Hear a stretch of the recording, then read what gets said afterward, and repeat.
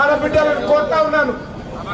ఈరోజు మీరు ఇచ్చినటువంటి ఏ హామీ అమలు చేయకుండా పొదుపు సంఘాలకు ఏం చెప్పారు?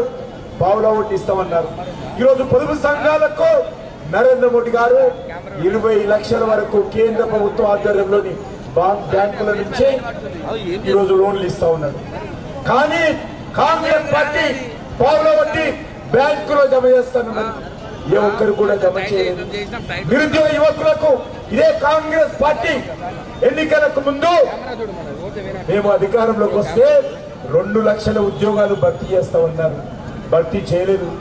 ఉద్యోగాలు లేనటువంటి యువకులకు నెలకు 4,000 రూపాయలు ఇస్తానన్నారు. ఏ ఒక్కరు కూడా ఇవ్వలేదు. అందుకే నేను కాంగ్రెస్ పార్టీని సవాల్ చేస్తా ఉన్నాను.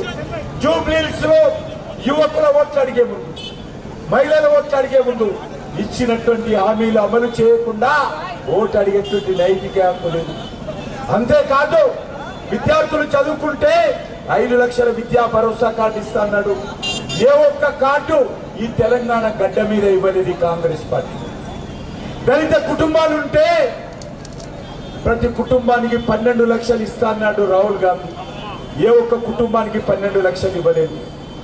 ఈరోజు మన పెన్షన్స్ 2,000 నుంచి 4,000 చేస్తా అన్నాడు. ఏ ఒక్కరికి కూడా 4,000 చేయలేదు. వికలాంగులు దివ్యాంగులు ఉంటే వాళ్ళకి 6,000 చేస్తానని చెప్పాడు. ఏ ఒక్కరికి పెన్షన్ పెంచలేదు. బీసీల సంక్షేమం